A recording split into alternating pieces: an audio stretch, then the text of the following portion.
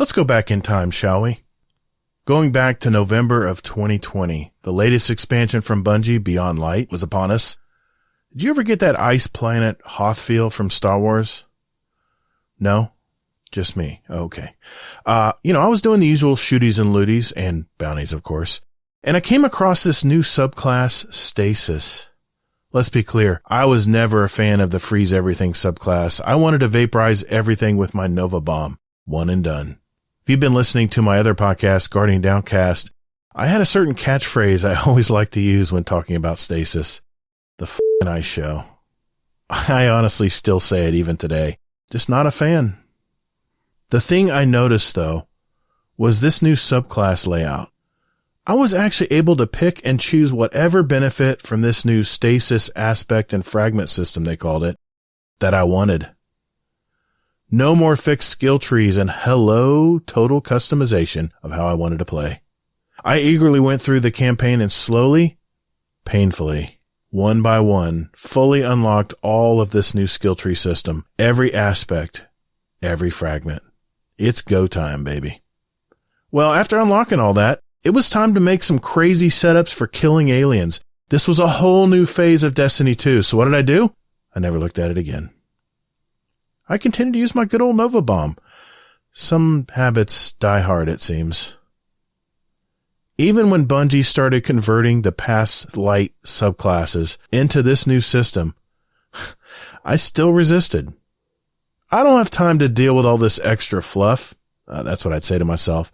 That is, until I watch my first build video on YouTube. Wow, you mean I can literally be unkillable with this setup? Or, you mean I can actually do 40% more damage to bosses with no extra weapons? So wait a minute. If I hear you correctly, I can render enemies harmless and get a bulletproof vest with this new build? On and on, the build started dominating YouTube, in the Destiny space, that is. It really wasn't until I completed my very first Grandmaster Nightfall strike that I realized how important build crafting was in Destiny 2.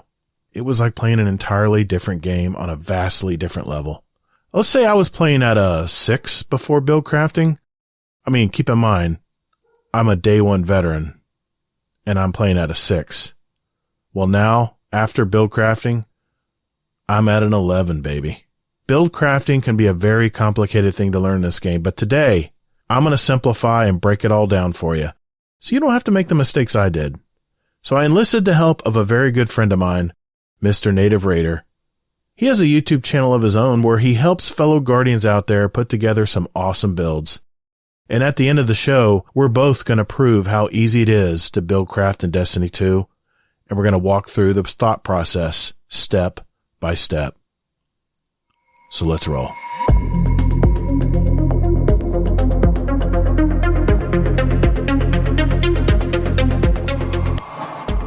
Hey Guardians, welcome to the Destiny Help Desk podcast, a show that's designed to help you with the little bits of the Destiny 2 online game. Hey, my name is Todd the Gator, and whether you're a brand new Guardian to the game or a returning player, I'm here to help you explain the constantly changing dynamics of this game, bring you up to speed, and get you ready to jump in and start your Destiny journey. This is the audio component to my YouTube channel, which is Todd the Gator, 2 Ds and GATR, or you can visit youtube.com/@ToddTheGator. If you're more of a visual learner or want to refresh your memory of today's subject, you will always find a link to the video pertaining to this topic. Just check in those show notes down below there. If you have any questions for me that I might answer on the show at a later time, please email me at toddthegator@gmail.com, or you can send me a voicemail with your question at speakpipe.com/Destiny Helpdesk. All of these links will be in the show notes down below as well. There are no stupid questions in Destiny, so if you need answers, please don't hesitate to send them my way. This podcast is here to serve you, and who knows, your question just might help a fellow newer Guardian out there. All right, let's get into it.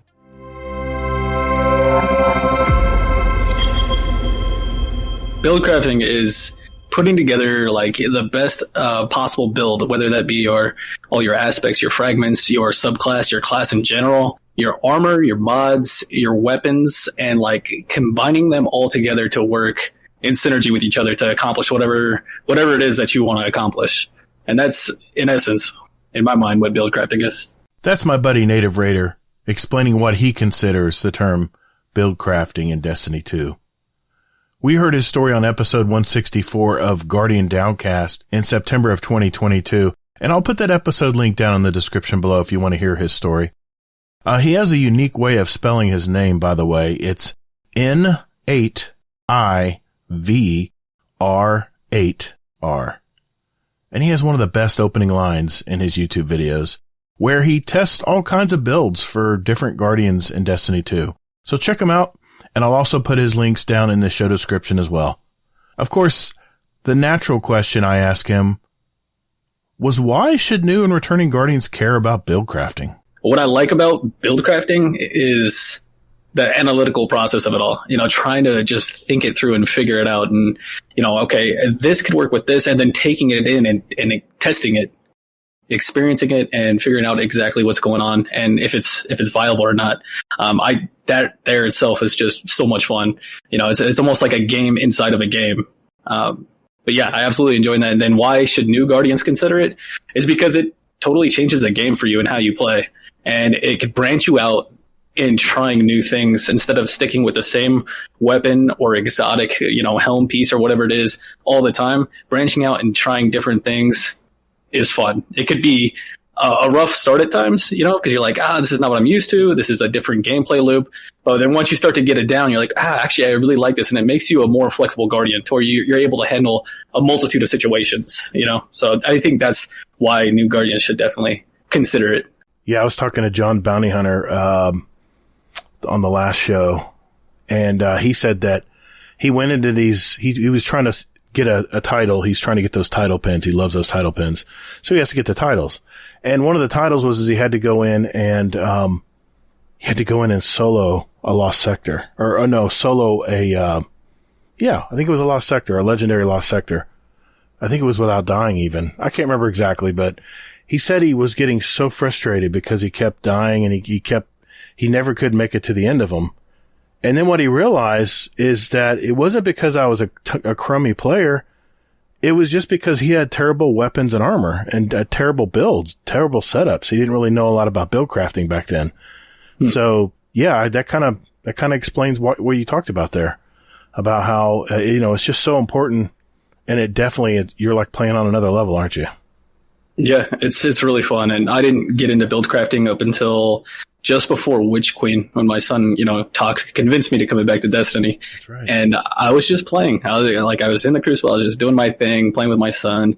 And then he sat there and inspected my Guardian. And he's like, "Dad, why are you running no mods on your armor?" I was like, "What are mods?" I'm not even kidding. I was like, "What are you talking about? What is this?" Because the last time I had played this game, mods weren't in the game. That's right. So I was just like, okay, all right. I knew about weapon perks and traits and stuff, but I had no idea there was mods. And honestly, I think that might have been the one thing that kind of really sucked me into what I do on my YouTube channel now, and just how much I play this game and how much fun that whole build crafting scenarios are. So what is the initial process when I'm thinking about putting together a build? When I'm deciding to put together a build, let's just say my first build. What is the thought process that you run through in your head? Yeah, the first thing is going to be whether it's PvE or PvP. Right. That's the first thing, because that's going to change everything. So is it going to be for PvE or is it going to be for PvE? I'm sorry, PvP and PvE. So that's the first thing. And then I trickle it down from there. Okay, what sort of PvE, if it's PvP, what kind is it going to be? Trials, or comp, like 3v3? Is it more of a 6v6? Is it, what is it for? Is it Iron Banner? Is it some crazy mode like Fortress or something like that? That is going to kind of mold into what I want to build and give me the idea and what kind of capabilities I need to try to, beat those challenges the best possible way. And then if it's on the PvE side, okay, am I doing nightfalls? Am I doing GMs? Am I doing raids? Is this just for, quick ad clear, low content that I just want to kind of rush through things quickly? So it all comes to that. I think that's the official or the first initial thought process that goes through my mind. Very good.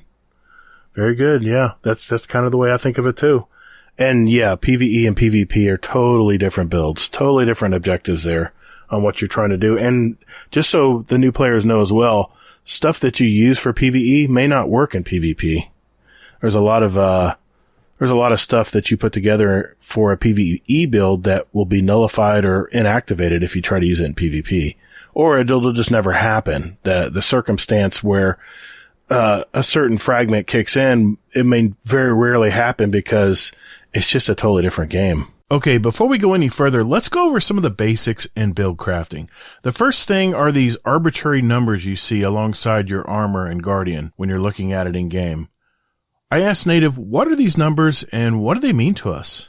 Those are your stats. So your character stats, you have the 3 at the top being mobility, resilience, and recovery. Mm-hmm. Those are your main stats, what's known as your main stats. Mm-hmm. Each one does something different, as with all of them, but these top 3 main ones are kind of more geared toward what class you're playing. So if you're a hunter, a titan, or a warlock, they each have a certain significance to each. So, for example, mobility, that is the main stat for the class ability on the hunter, whereas resilience is for Titan and their class ability, and recovery for warlock. But on top of them, they do more things at their base level. So recovery, that brings up your health or helps you regen health quicker.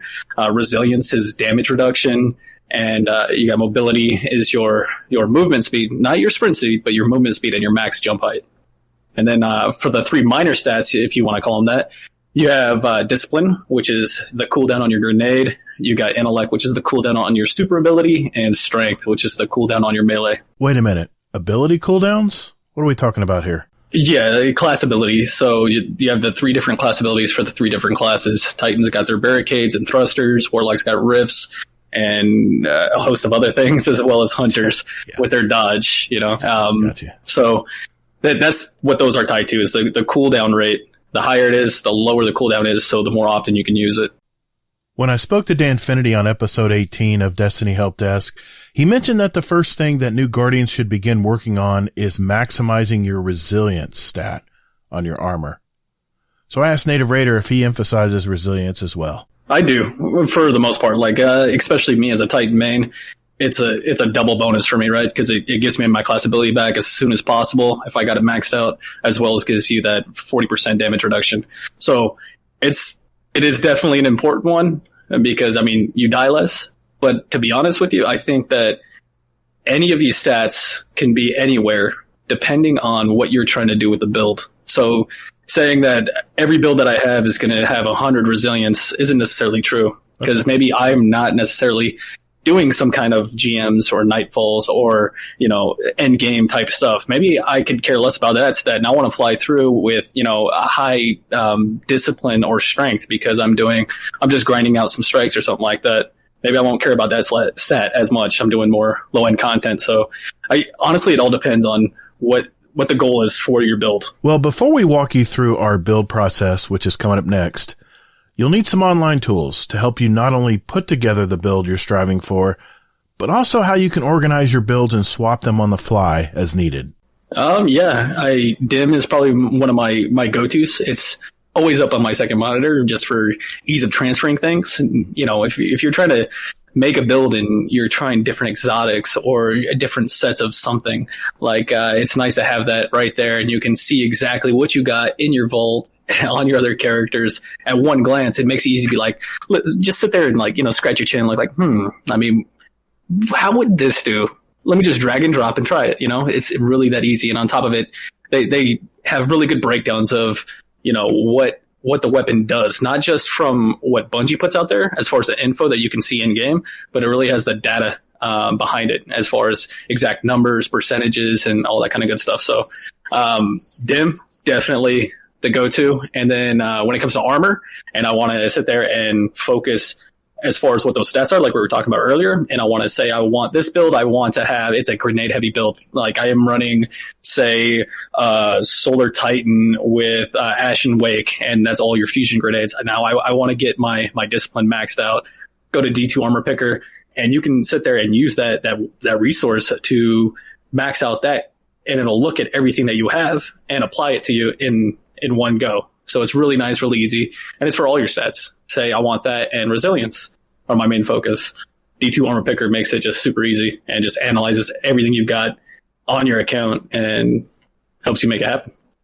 Yeah, I've used D2 Armor Picker. I swear by that. Anytime I'm anytime I'm trying to make a homemade build, something from scratch that I'm not borrowing from anybody else, it's such a great resource. And you can usually tie it to like one exotic and then and it'll grab everything that you have or collected in armor and it'll pick the best piece that'll work for you. And of course it'll give you all the combinations. It's such a great resource. Destiny 2 Armor Picker. Yeah, D2 Armor Picker. That's a great site as well. Thanks, man. All right. Yeah, one more thing on that too is don't forget about YouTube. Like just in general, I'm not trying to talk about mine, but like I sit there and I look up builds all the time. Yep. And I do it and then I tinker it to my liking and my gameplay style and maybe something else. I might see this build that a content creator put out there, but I was like, you know what? That's pretty good. But I think if you ran this and that and the other thing, I think it could boost, its productivity. So, just getting ideas from others out there.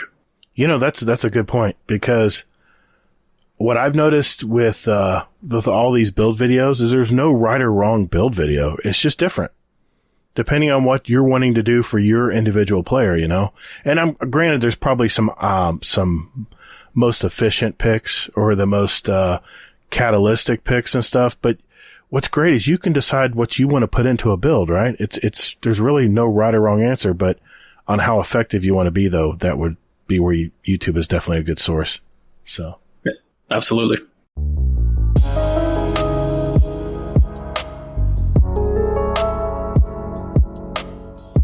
Hey Guardians, just a quick announcement that I've achieved my first goal of reaching 1,000 new and returning Guardians out there on my YouTube channel as subscribers.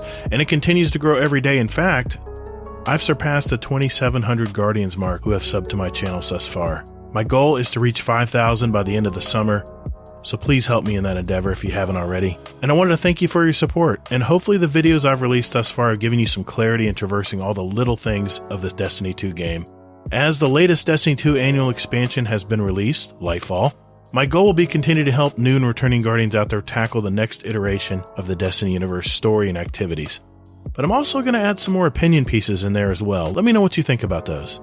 And of course, don't forget my live streams. So keep an eye out on my YouTube channel for these videos, and the audio components of them will also be released here, right here, on this podcast as well in the future. So if you haven't already subscribed to my YouTube channel, Todd the Gator, what are you waiting for? Jump in there and follow the channel, hit that notification bell so you'll be alerted to those videos when they first arrive. So thanks. I also wanted to mention that you can now become a channel member directly to support my content. It's super easy to do. Just click that join button below the video and it will explain the rest. If you become a channel member, you'll receive a special channel member badge that will be visible whenever you comment on my videos and also when in my live streams on YouTube. There will be a member-only chats on live streams on occasion, and your comments will be highlighted as well. So do me a solid and sign up to be a channel member. Think of it as buying me a shot at the bar once a month, just to say thanks. I appreciate you. So we've gone over the basics of build crafting. We've defined what it is, why newer Guardians should care about it and do some research and just spend the time to create a build. And also why it will elevate your gameplay to the next level versus Guardians that don't use builds. We've then explained what those numbers alongside your Guardian mean and why your Guardian stats are so important, and even touched on one stat in particular, resilience, and what benefits it offers to your Guardian. Lastly, we mentioned some online tools that can help you crunch the numbers when deciding what you want to build, as well as a tool to help you organize and store your builds and swap them on the fly right in the game. You know, as I just read over that synopsis, I realize that it can still be overwhelming to absorb all this information. So what we're going to do today is literally talk through the build crafting process, step by step. And by the time we're done talking through the build, you should have a build ready to jump in game and experiment with. I would suggest that if you are very new to making builds, that you pause the podcast here and resume playing it once you're in game and looking at your character screen. Or just remember to play it back again to learn all aspects of it. That way you can piece together this build in real time. And with this example, what you'll realize is that it's so easy to learn by actually doing the activity yourself. So let's get started. Okay, I have my PS5 up and I want to, I just kind of want to hold people's hands here. And I just want to walk a new player through making a build. And I have my PS5 open here. I have my character screen up. I think you said you had your console up too. So let's go step by step, man. I mean, that's just the easiest way to do it, right? It's just then the new player can just listen and follow along, or they can pull their character screen up and go step by step and look and see what to do. So I have my Warlock up. I don't know. You probably have your Titan up, right? No, I got my Warlock up. Oh, actually. that's right. That's right. You've been doing Warlock builds. They're coming. I saw on your channel. They're coming. Yeah, good deal. All right, good. They call it Season of the Witch. They call it Season of the Witch, but it's Season of the Warlock for me. Yeah, man. I have to play Titan this whole season because I lost but that's another issue. I'm enjoying Titan. I really am. I'm having fun. I love being the punchy boy. I love it. I'm having a lot of fun doing it. All right, let's start with step one. What do we first, if we're looking at our character screen here, what is the very first thing we need to decide on? No, we need to decide. I mean, we decided on the class. We're going to go Warlock, right? So that was the first thing. Yep. Now we got to decide what subclass we want to use. That's right. Do we want Solar? Do we want Void? Do we want Arc? Do we want, what is it? Stasis or the new, Strand? I'm going to go Solar. Okay. This is going to be, are you going to do the Crota raid? I am. Well, let's start there then. Since we both have Warlocks, let's compare builds. We can do that. I have my build that I'm going to bring into the Crota raid, but let's step by step. Let's just put this, we're going to try the, day one Crota raid race and, let's just go from there. So, okay. I'm going to let you talk. I'm going to just compare what you're doing to what I'm doing. And at the end, I'll share what I put together for my build. So, okay. So we decided on a Warlock and you're going to go into the Crota raid. So what subclass are you going to go with? I'm actually going to have two prepared. Okay. So I'm going to have an Arc subclass, Stormcaller ready. And I'm going to have the, Dawnblade as well with the Well and Div. But, I'm going to attempt to use Stormcaller pretty much as I can in the raid until it's like, okay, hold on. We're going to need a div or we're going to need a Well because it's like too much, Yeah. Because I feel like, the Arc build that I got, it's super ad clear. And from what I've seen from Crota, because I've never played that one, I didn't play no raids in D1. So this is going to be my first experience and it looks very ad dense, very ad heavy in a lot of the encounters. That is an understatement, sir. I've never seen so many ads coming at you in this first encounter. I've played Crota probably double-digit times. It's, this was the second raid I ever played. Vault of Glass was the very first, and this raid gave me nightmares because the first encounter alone, I would always be the last one. If you never want to be the last one in this first encounter because you will die. Okay. So you're going, let's go, let's go Stormcallers. I want to know I'm curious actually what you're going to use here. So you're going Stormcaller and you're going to go what part of, let's go to the subclass itself. I guess what's the next thing we need to decide on here? The super ability. I go ahead and I start just like as you read from top left to right all the way down. Mm-hmm. So I start with the super. Now this will depend on how tanky everything is. I'm going to start with Chaos Reach just because okay, I'm choosing Chaos. It is a quicker cooldown by far to Storm Trance, but Storm Trance does have the better ability to add clear. But I want this for burst damage because the rest of the build can handle ads. So I want something to deal with those more tankier, mini bosses or whatever we run into. Okay. So Chaos Reach it is. Okay. All right. What's the next thing we need to look at now? And for abilities, I'm going to definitely be running Healing Rift because it is a day one. So things are going to be rushing at us, as they said, right? They're going to be more aggressive. Yes. And elemental shields and all that kind of stuff. So definitely throwing on the Healing Rift. Okay. Movement ability, I like Burst Glide, but I feel movement abilities are honestly preference to play styles and what's more comfortable for the individual. Try them all. I'm going to go Strafe Glide. Okay. What's next?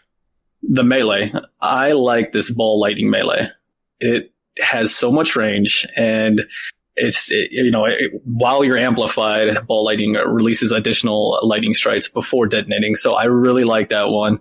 And with this build, we're going to be amplified a whole lot. So every arc melee is going to be real nice. I've not used this melee ability, but Hazel gushes over it and he's not even a warlock. So it must be good if Hazel's, from Guardian Downcast. If he's my co-host, if he's gushing about this, then I definitely need to be using it more.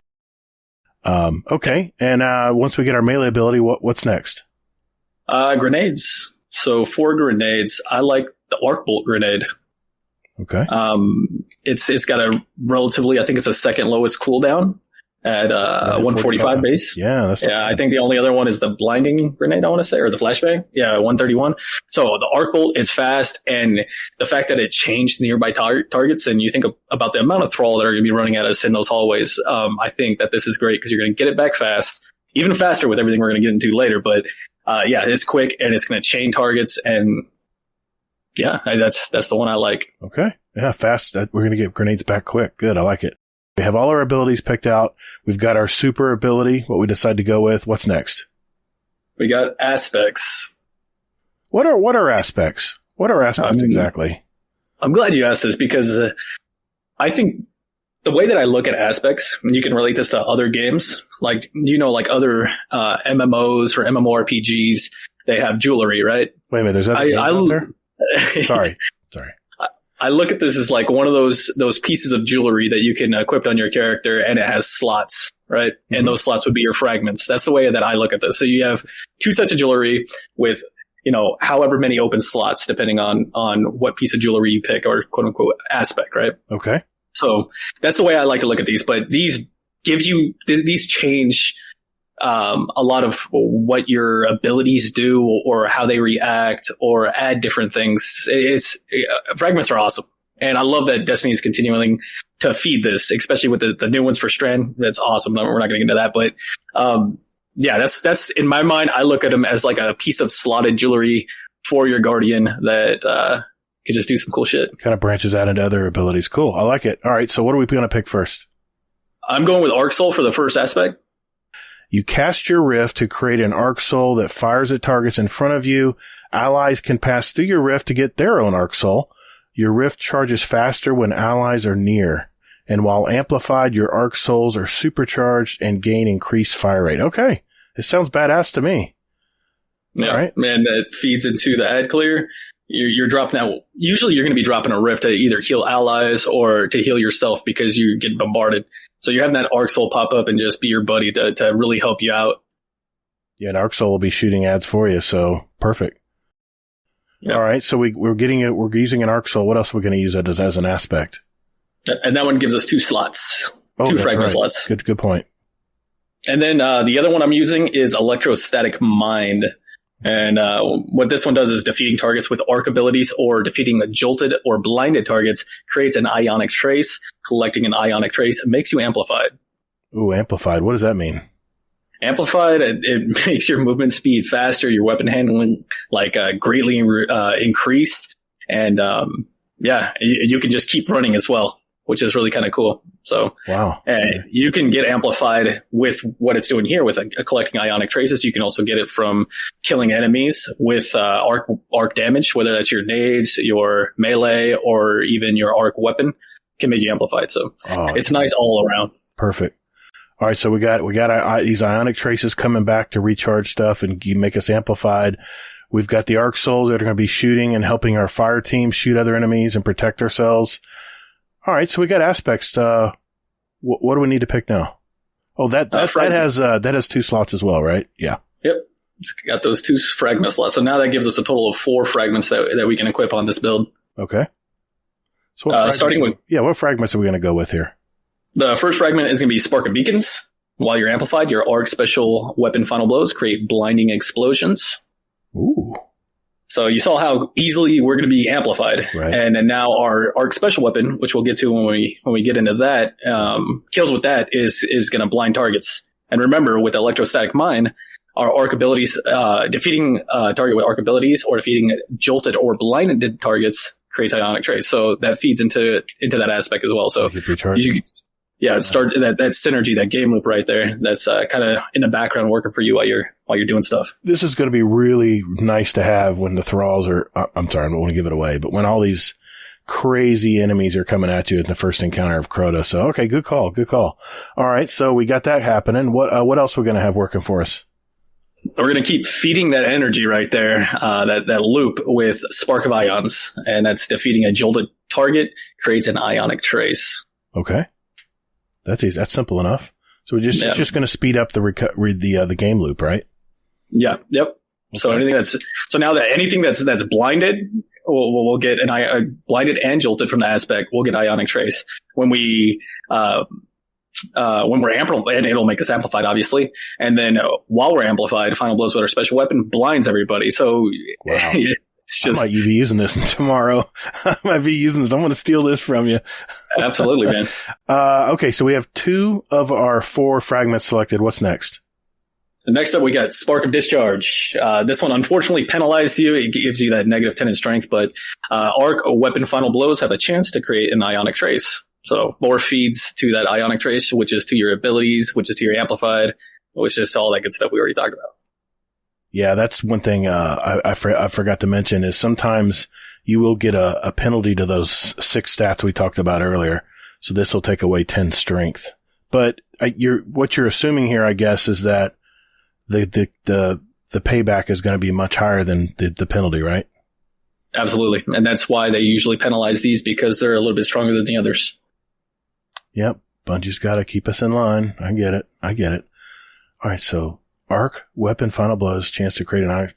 Gee whiz, man. How many ionic traces are going to be coming back to us?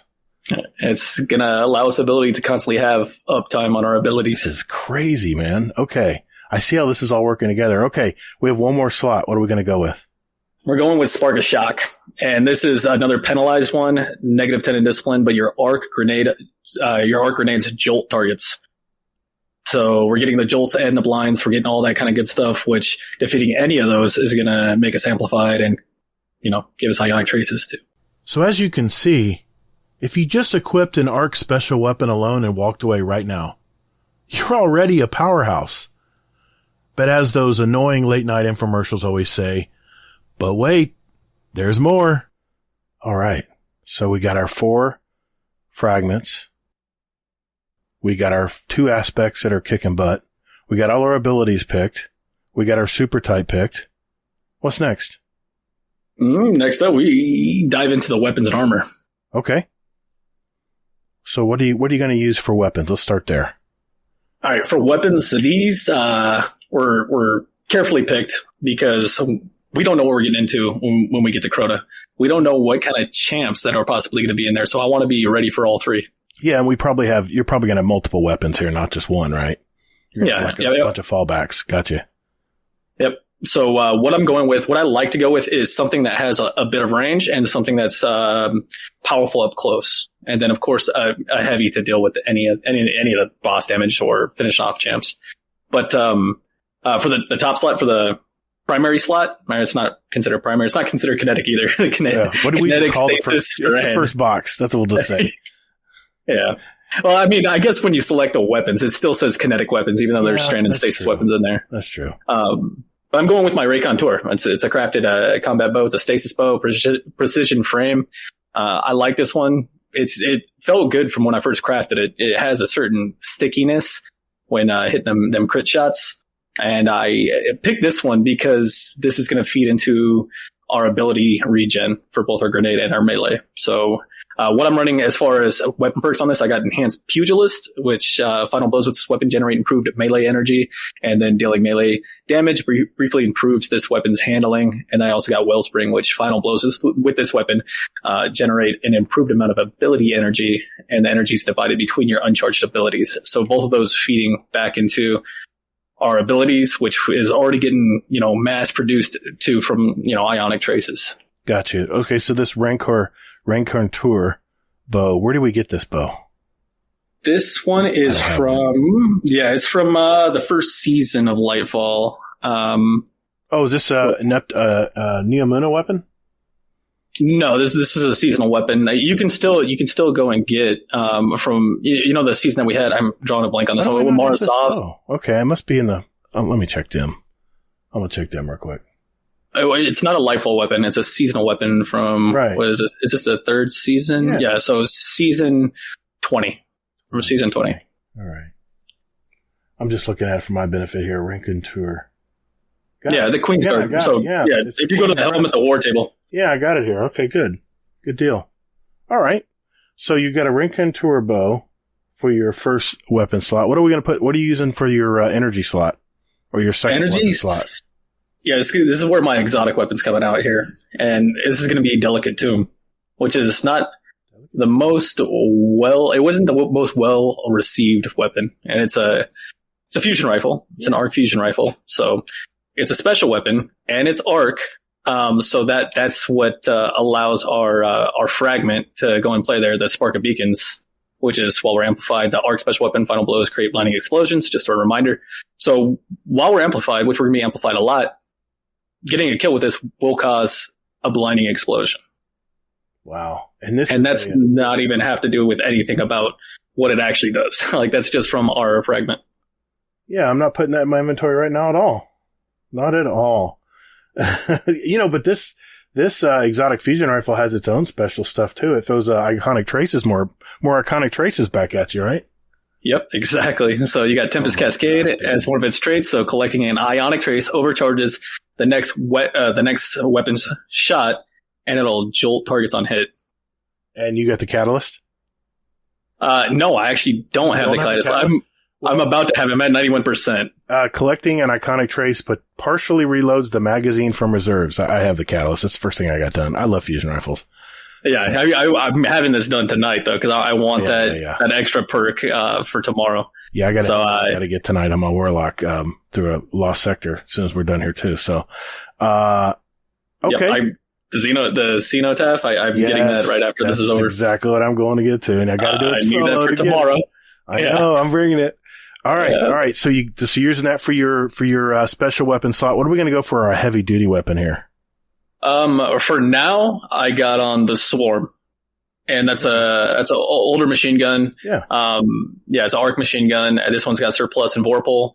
It's high impact frame. It's a solid machine gun. Like, we've already used our exotic slot for the weapons.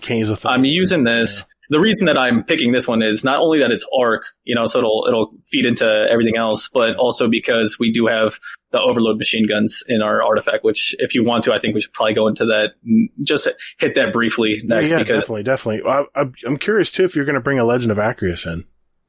No, okay. I don't plan on doing that. I'm going to run this, see how it goes. Okay. I'll probably end up switching to the Wendigo as well. Yeah, depending on there, I got an adept Wendigo with impulse amplifier and explosive light, with a boss spec. So that one, might be a play there. So we'll see. I got that one in the slot ready. If my 21% delirium wasn't sunset, dang it, Bungie. I'd love to bring that in right now. I'm looking at my dim as well. Wow. Yeah. Yeah. You know what I'm thinking here? Do I not have an arc other than Thunderlord? I gotta have more. Okay, so I may have to go differently. I may have to go with Thunderlord in my heavy slot, and then probably what I'll go with as my energy weapon, if we're going with this build, is I'm probably gonna go, and I'm just that guy, man. I'm just a weird guy, okay? I'll probably go with an arc. Yeah, I'll probably go with an arc pulse rifle here, because I'll have that for my long range, and then I'll use something for closer range on my kinetic slot. But this is the beauty of build crafting, man. We can do whatever we want. If we like to use submachine guns, then we have submachine guns we can use. If we want to use a fusion rifle, we can use it. And it's even better to, whatever you decide to put with it. So it's just a great thing, man, about this game is you have all kinds of options, almost overload, in fact. But, yeah. All right. So we picked our 3 weapons, at least our 3 starter weapons. We'll have fallbacks that we can go back to as well. What's next? Let me hit on one more thing as far as weapons. The reason that I selected a bow, a fusion, and a machine gun. Oh yeah. Let's talk about champion mods, because there's probably gonna be some champions in here, right? In this raid? Yeah, exactly. We have no clue. So I want to be prepared day one for whatever comes at us. So that's the reason that I selected those certain weapon types is because we have that in the seasonal artifact. We have a bow for the piercing bowstring for the barrier champs. Right. We have unstoppable fusion for the unstops, and then overload machine gun for obviously overload champions. So that's the reason that I have those 3 selected. Gotcha. So if you do have that, like one suggestion for you, if you do have or are going to be running Thunderlord, which is an awesome pick. I love Thunderlord. Maybe if you still have a Wisdom Rebuke from, that is an arc. But see, you're basing your bow on, now see, this is another great thing about Destiny. I don't have to worry about anti-barrier mods because I am going to be using my favorite weapon in the game right now. And that is, I gotta pull it up because I always forget the name of it. I've been using this in Lost Sectors and I cannot put it down. I love the Revision Zero, man. It's an exotic, pulse rifle, and I love pulse rifles, but it not only has a charge shot where you can actually shoot up to 4 sniper shots from it for major damage to, enemies, especially bosses, but it has built-in anti-barrier rounds. So I'm probably going to go that route for anti-barrier. You're using a bow instead. I get it. Then I'll probably go for my unstop. I'm probably going to go, I might go a scout rifle because unstoppable scout is, those are the 2 unstops is, fusion and scout this season. So I'll probably go the scout route. I'm trying to think what arc I would use here. But I would probably find an arc scout rifle. I've got all the weapons, so I'd figure it out. An arc scout rifle, and then go with the Thunderlord. No, I can't because I'm using an exotic in my. Okay, I got some work to do. Yeah, the other thing that would change about if you went 2 primary weapons, you can change your spark of beacons because that's for special weapons, arc special weapon final blows. That's right. For them, if you want that blinding explosion. What would I switch it out for? What would you switch it out for if you were going to double primary? Spark of beacons, amplified arc special weapon, create a blinding explosion. Man, that's going to be. I might need to keep that. I think it's really just too important to not go for it. Big aspect of the build, isn't it? All right, so I'll stick. No, you know what? I will stick with the fusion rifle.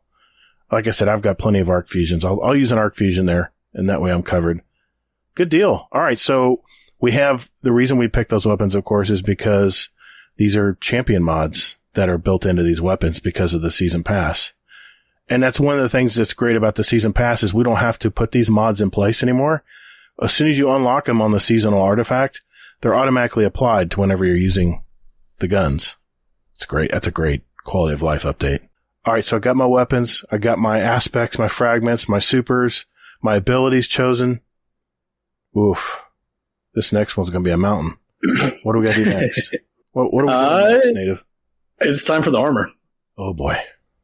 The armor is the funnest part, in my opinion. It is. Once you got your weapons and your everything else set, now it's time for the armor. Outside of your one exotic piece you're going to pick, everything else is just kind of like, all right, how do we support what we've built already? You know, that's the way I think of the rest of the armor mods. How do we support what we're trying to actually run here? Okay. So what are you going to pick for your exotic? What are you surrounding everything with? So we'll start at the headpiece because actually the exotic that I'm running Crown of Tempests. Oh, okay. Okay. I got that. And for those that may not know what it does, it's got something called conduction times, not times, because I kept saying conduction times so many times. Conduction times, arc ability or jolt final blows increase the recharge rate of your arc abilities and extend the duration of storm trance. Now we're running chaos reach, possibly switch to storm trance, but I did this again for the ability uptime. So it's going to and we're jolting everything now. Like every other shot from our fusion rifle, right, is going to be jolting targets on top of, our melees and everything like that when we're amplified. So that's where I'm going with that one. And it's really kind of crazy. If you need to try that combination of those two, like before you try anything else, just try that combination of those two. And it's wild how fast you get your ability back. And those arc abilities on an arc warlock is so strong. Yeah, I'm getting excited, man. Too bad I got to play. Well, I'm actually going to be playing Warlock on tomorrow's day one. So yeah, I can go along here. All right. So we're surrounding everything with this crazy helmet, Crown of Tempest. What are we going to add to that? I mean, do we need to, let me ask you this. What mods are you going to put in the slots for that headpiece armor? We'll talk the 3 slots, because you have your first slot in armor is going to be your general armor mod. And this is a boost to your stats, right? Like the stats that we had talked about. That's where you're kind of filling in stuff that you need to boost up a little bit, like resilience, like we talked about. Exactly. So I'll just talk on the last 3. Gotcha. The first one is going to be Harmonic Siphon. It only costs 1 energy cost, and this Rapid Arc Final Blows create an Orb of Power. So we're going to be focusing on Orbs of Power here to help build our super quickly. And also give us armor charge. Okay. Next up is going to be Kinetic Siphon, which is the same thing, but for the kinetic weapon. Stasis Siphon. I forgot to switch this out because I was playing with some other stuff. Using the Stasis bow, right? Yeah. So I'll do a Stasis Siphon on this one. And Rapid Stasis Final Blows, create an Orb of Power. So we're going to get Orbs of Power with rapid kills from either 2. Perfect. And then for that last slot there, currently I'm running Special Ammo Finder, but these ones are subject to change to see how the ammo economy is going to be in the raid. I could very possibly switch this to Heavy Ammo Finder as well as a Scout, for the allies to see the heavy ammo that I'm generating. Yep. So, we'll see. But right now I have a Special Ammo Finder on, so we have a constant uptime on our exotic weapon there. I'm going to go Heavy Ammo Finder because I'm always going to run out of heavy, it seems, just to go a little differently here. And this is what's great is you can go to what you think you're going to need, right? So yeah. Okay. So, we got our helmet covered. What about what's our next piece we're going to work on? We're going to go to the arms, the gauntlets.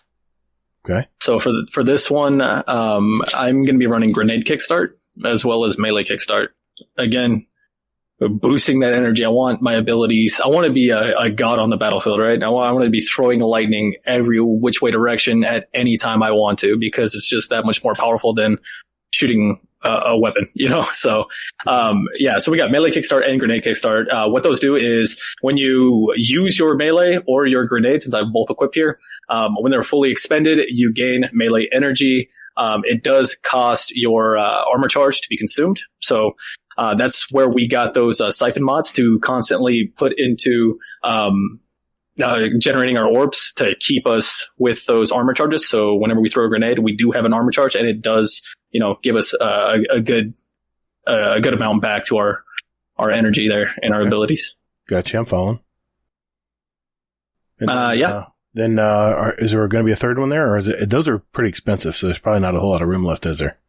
Yeah, that's 3 a piece. If you have more room, I would suggest, going back into the Orbs of Power. So like Firepower, it's good. Which, Grenade Final Blows, create Orbs of Power, or even Heavy Handed, where same thing. But for your melee, creates Orb of Power.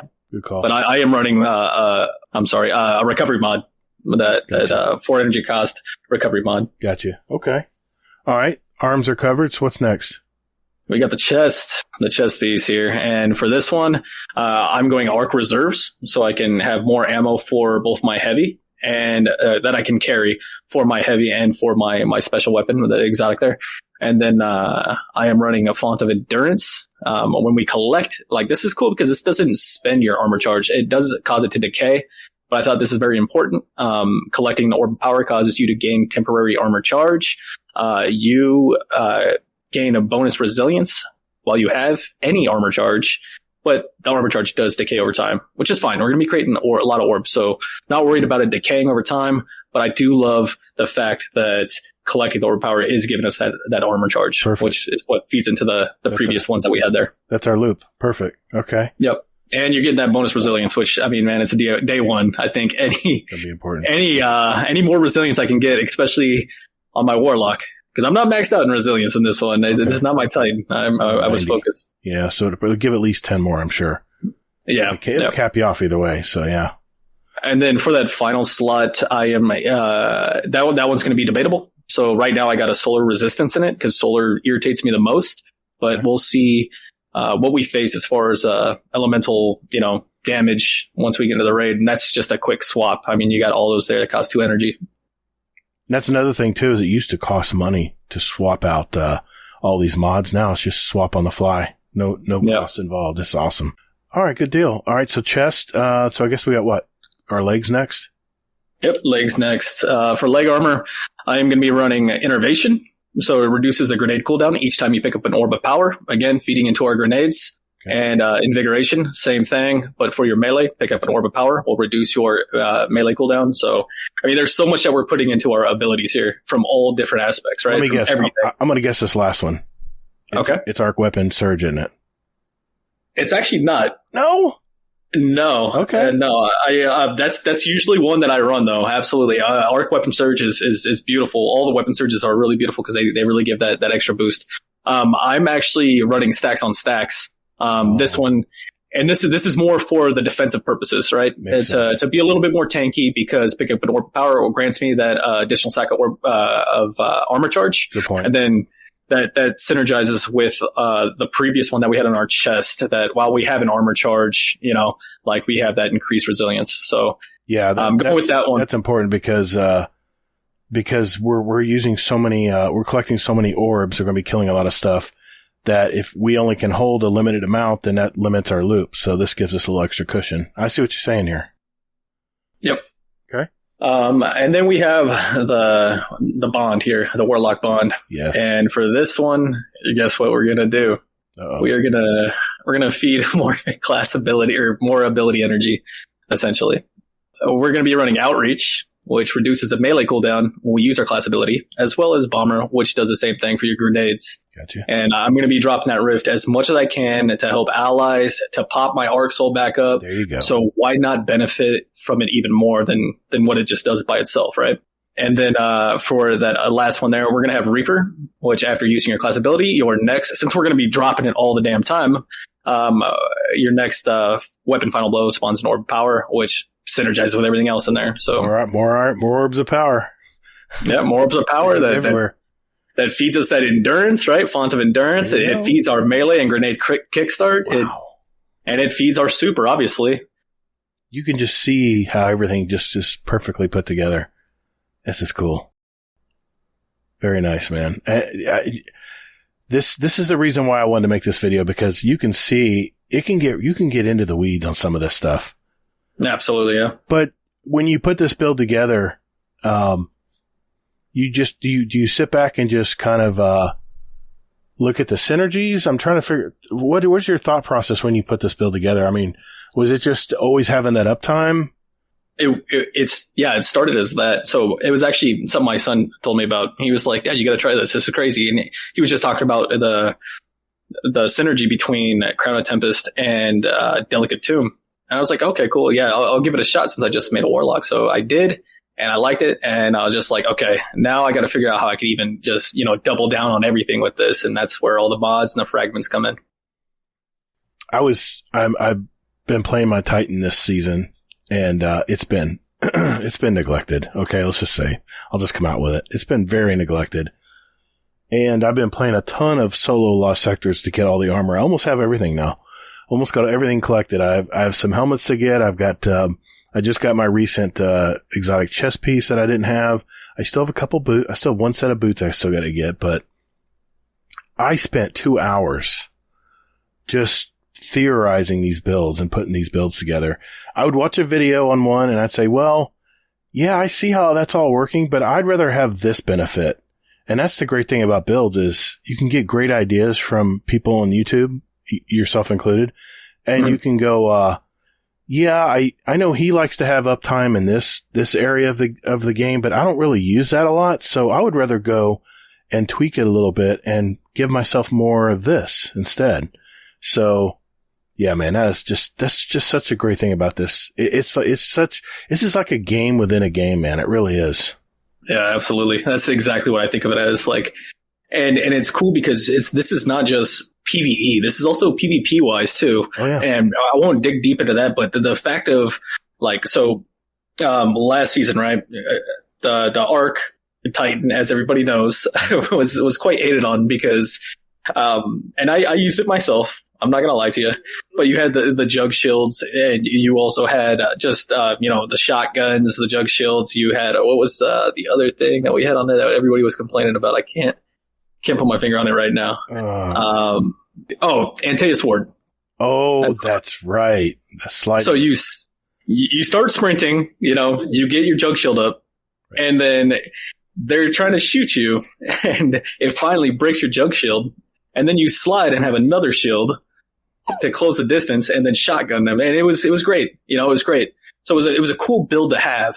But then, a lot of people figured it out. It was like, okay, you know how we stop these Arctitans? You know what? We're going to counter it with our own build that counters that, which was stasis for the most part, right? So they had the slow grenades and all the different things that stasis comes with, and then I got sad, But that was the cool thing about it. It's like a chess game, Yeah. Like they see something is so strong, but guess what? There's always something to counter that. Wow. And that's one of the things I love about it. So it is a chess game, whether you're going against, some AI or other players in the Crucible. The whole build crafting is the preparation for battle, the chess game before you actually launch an attack. Now, the one thing I did want to tell your listeners as well is, like, once you have your build down, it could be good for multiple seasons. Mm-hmm. Use the artifact as a way to increase the potency of it. That's the way I look at the artifact, the seasonal artifact, because just because it's a new season doesn't mean it's that bad. And also another big thing is keep up to date with what's going on in Destiny, what the TWID puts out, what the updates put out, because something that was great yesterday, even though it's in the same season, could get nerfed to the ground the next day, and you're looking at yourself like, did I get bad all of a sudden? It could be a simple change from the devs. Exactly. That's the old sandbox. And that's not only for PvP, it's also for the PvE areas as well. So, yeah, and that's usually exotics or tweaking or a certain archetype of weapon or something like that. But yeah, that's a good point, man, because, well, I mean, they should just listen to Destiny podcasts. I mean, we are always keeping up with the latest stuff that's in This Week in Destiny. So that's perfect. That way you're up to date. If something's going to be affected, you can tweak it and make a change. And then, yeah. So anything else, you want to share for, new Guardians out there about build crafting? Don't get discouraged when something doesn't work, and take your time in testing it out. Utilize lost sectors. Like, I like to utilize the one on Nessus. It's quick to get to. It's a short one. You can get right to the boss and check out boss damage and all that kind of good stuff. The little nickname is Carl, right? Everybody's familiar with Carl. So yeah, that specific lost sector I like to use, as initial testing. Like, I'll do initial testing on a build and just see if it's working right in my mind, and then go ahead and scale the testing up to the next level. Like, okay, now let's go try it in a Nightfall, or let's go try it in a raid. Let's go try it or even strikes, depending on what you're going for. Go to a legendary lost sector because they have champions in there. Yep, way to there test you go. it on champions. That's what I love doing. Lost sectors, in my opinion, was the best thing that they added in Destiny 2, because it not only is it a good test area, like you just mentioned, but the legendary lost sectors, of course, if you solo them, you can get exotics that you're missing. It's on a knockout list. So if there's a helmet, like we talked about, there's a helmet we don't have yet, we'll just hop into the daily lost sector. It changes every day.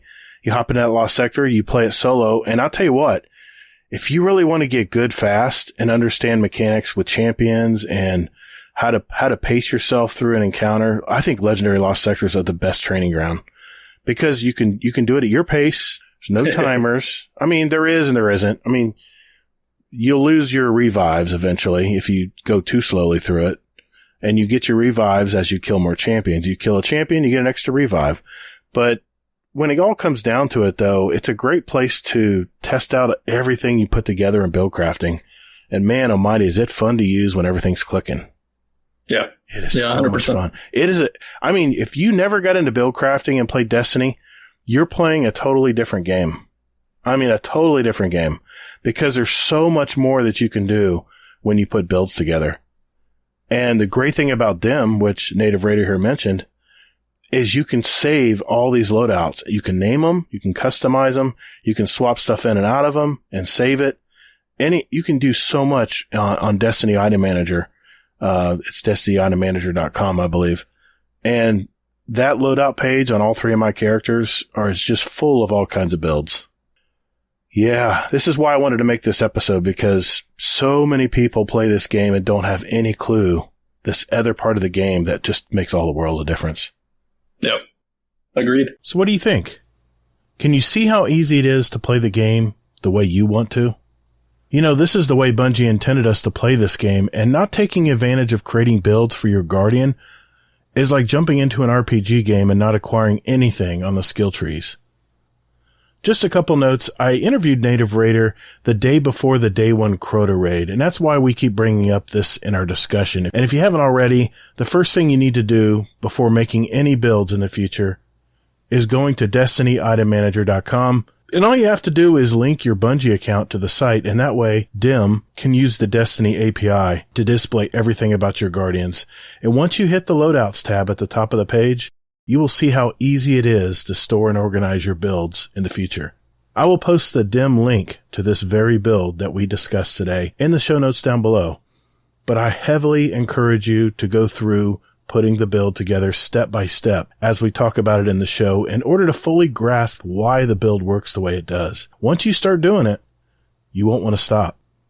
Before I let N8iVR8R go, I had a few Destiny questions for him. And the first question I had for him was, did he see build crafting evolving as the future of Destiny unwinds? I hope it continues to expand, because I feel like that's one of the uniqueness thing, or the most unique thing about this game, right? I mean, there's buildcraft in other games, but the way that they do this here is just, it makes the game so much fun, you know, and makes the Guardian really critically think and plan out what you're going to do, and not just for yourself, but for your fire team, you know, like, so I really do hope that they expand more on it. What's going to happen? I have no clue. I have no clue. Like this season, they have those cards, you know, and I thought those cards were super awesome. The deck building thing, right? Yes. I hope that some kind of mechanic like that is incorporated in the future. That's, you know, not just a season for seasonal activities, but for everything, you know. Throw us some more little tools to kit out our guy, and more customization in that regard. After we have our final shape next, this winter coming up in February, then after the final shape's done, they've already promised that we're going to have 3 episodes that you can play in any order. I don't know. They've vaguely mentioned what they're going to be about. Speculation is flying everywhere about what they are going to be about. I have some spinful theories as well, but we won't go into that tonight. But what's coming in 2025, man? I think that we'll start the new saga. I think there has to be a new saga if they're ready. But I think the episodes is a really smart idea by them to keep community engaged while they, you know, create another saga. I mean, saga. Like, I mean, this saga was 10 years long, right? Yeah. That's a ton of content to create. So I'm thinking the episodes is going to be a break in a sense, and getting people caught up on different storylines and the Destiny universe as a whole. I honestly think about it as like Star Wars, right? You have the saga of Star Wars, right? The episodes that they had, the 9 episodes. Right. And then they started doing other stuff, Rogue One and all these other spin-offs and shows and whatnot. That's still within the world of Star Wars. You still get that beautiful Star Wars feel. I think that's what these episodes are for. But in order for it to continue going on down the road, I think another new big baddie needs to come through. And I think that's what we have to have, a new saga. Do you think it'll be in this universe, or do you think we'll be in a totally different new universe? I'm thinking it's going to be different. I think it has to be honest. I feel like this has been played out for so long. It's time for something new. And if we go to an unknown universe, right? Imagine the creative like flexibility that the writers have, the design artists, everything like that have, that doesn't have to sit there and be like, you know, our actual solar system in real life, you know, with Mars and, you know, Venus and everything like that. They can create something completely wild, completely unimaginable and beautiful. And we know that they got the skills to do it and the tools, you know, so I think it's got to be in another universe. And it's got to also, I'm sorry to say, but probably kick the old gen consoles off so they can update the engine. And I don't know what it's going to be called, but I think it's got to be maybe a new game. Man, that's what I hope. I think Destiny needs a full reset. I mean, our vaults are full. We're overflowing with weapons. I think we need to start over. Oh, God. Hazel gets crazy when I say that because he earned these weapons. Dude, you played him for 10 years. Let's move on. Let's get another weapon. What if you get a plasma rifle or something? You know, think of the different archetypes of weapons they can come out with other than just bullet weapons, you know? It's just really cool. What I think would be a really cool idea, this is just me, and I thought about this a while ago here, but say the storyline goes to it and it's like, you know, we got to get out of the solar system. Everything it's about to implode, blah, blah, blah, whatever the storyline is. So basically pack your stuff and let's go. So basically you have your inventory. Take what you have out of the vault that you want to take with you to the next game. We're out of here. See, and that transfers to the next game. I mentioned something like that in my Spinful theory. I thought that maybe we'd have like a book of triumphs after Final Shape going into the year before the new game. I think I jumped the gun a little early. I just didn't know how they were going to transfer us from the Final Shape into the next thing in Destiny and keep us involved, you know? Yeah. And I think that's a great idea. I talked about how Hazel said it would be too hard to port all those different weapon combinations to the new game. And I'm like, well, what if you just had like a go bag and you could stuff like, I don't know, 20 weapons maybe into this bag. Yeah, that's a good idea, man. I like that idea. And I've already said this in some of my shorts and on the podcast, Guardian Downcast, is what if the Witness wins, man? What if the collapse still happens?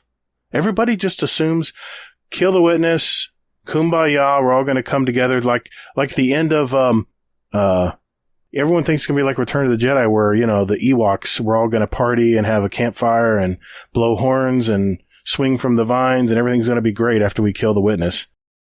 What if it isn't that black and white, man? What if, you know, it turns down another path?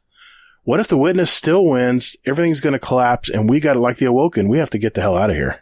Yeah, I think that would be a great thing. And I mean, what a perfect storyline to move it to another game. Yes, exactly.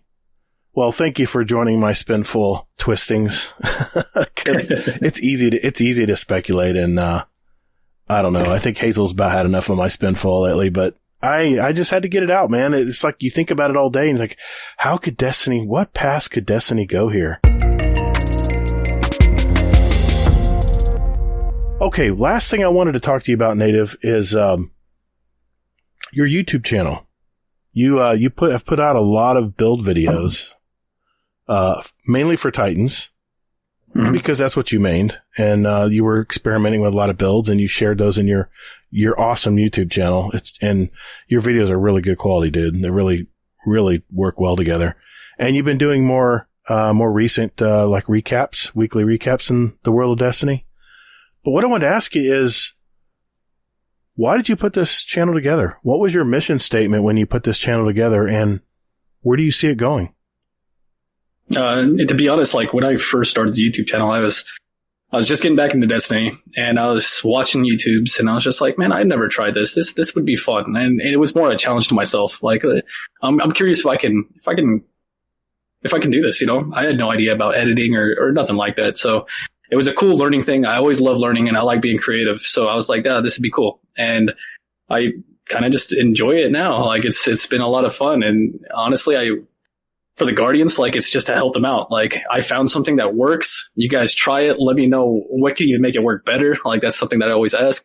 And then, this last video that I put out, I decided to take a different direction here. I still will be doing plenty of builds. I am branching out with the classes, so it won't just be Titans. It will be Warlocks this season. And next season, I might start doing Hunter as well. So we'll see how it goes. It's been a lot of fun. But yeah, it's help people out. And this new thing that I'm starting is going to be a weekly playlist that'll recap of everything that, you know, happened during the week within the Destiny universe, in game and out of game. Whether that's, you know, the drama in the community, a brief free code. Think of it as like a newscast kind of thing, you know? That's kind of what I went for. Yeah. Yeah, and I love your Destiny thought shorts too while you're driving. That's cool. I need to get a better microphone because it sounds like, so I got to fix that. Yeah, man, you're driving through the desert, man. I'm like, man, he's got to drive to his work. And then I'm looking around. I'm like, I don't see any trees out there, man. I know you're in Southern Cal, so I get it. I get it. But, yeah, that's pretty cool, man. Well, speaking of which, people are interested in learning build crafting and all kinds of different builds and catching up on this week in Destiny, where are they going to go? Yeah, you can find me on my YouTube channel at N8iVR8R. It's spelled N8iVR8R. You catch me there. I'm also pretty active on Twitter as well as the Discords, the Owl Sector Alliance Discords. And you also have a podcast too, right? We do. It's called the Blueberry Lounge, and I should be recording next. It's a weekly podcast all about Destiny.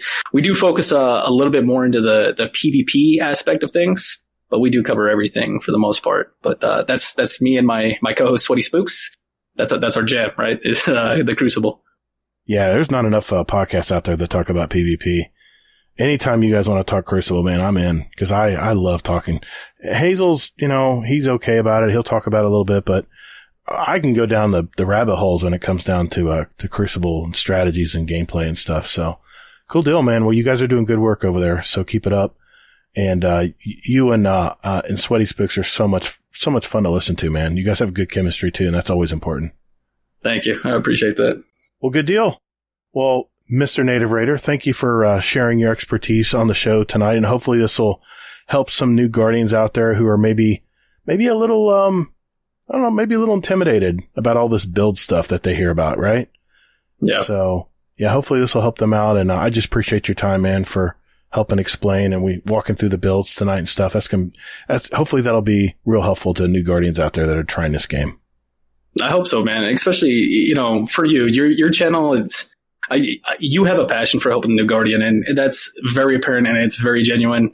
So if anybody is like listening to this or watching this or whatever platform it is, like Gator is very solid in his advice and his thoughts and just information that you bring to especially the new lights out there. So definitely subscribe to him. Thanks, man. I'll Venmo you later, man.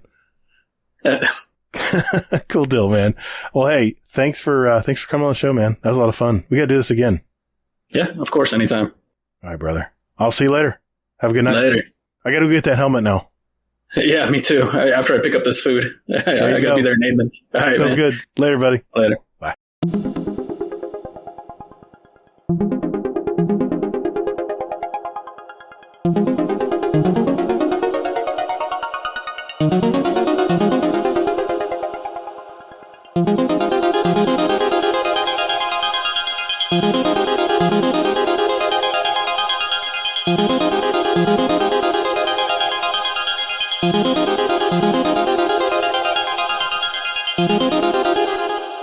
Well, there you go.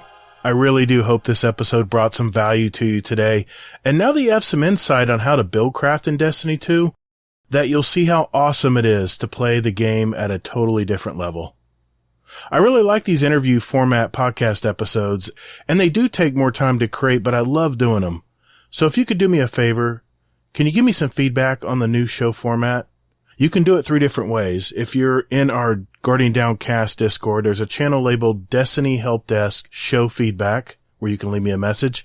You can also email me directly at toddthegator@gmail.com. Or finally, you can send me a voicemail at speakpipe.com/Destiny Help Desk. Once you go there, hit the record button, review your message, and then hit send. It's that easy. Please be sure to enter a gamer tag too, so I know who I'm talking to. Also, if you are enjoying the content, don't forget to subscribe to my YouTube channel, Todd the Gator. That's 2 Ds, G-A-T-R. There's a ton of helpful videos to help newer Guardians and live stream replays and community nights. I have YouTube shorts, excerpts from this podcast and also the Guardian Downcast as well. Lots of different ways to see my content. So I'll thank you in advance for subbing. Remember, we only get one playthrough in this life, so make every day count and be kind to your fellow Guardians in the Destinyverse. Thank you all so much for listening. And later, Guardian.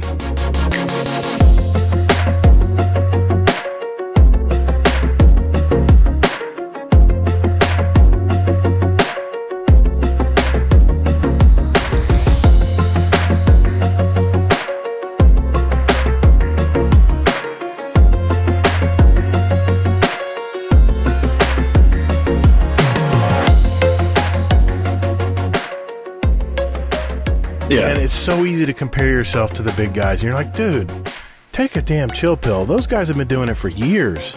They got a big head start, man. And you can see our channels are incrementally growing. It just takes time, man. It's a long game.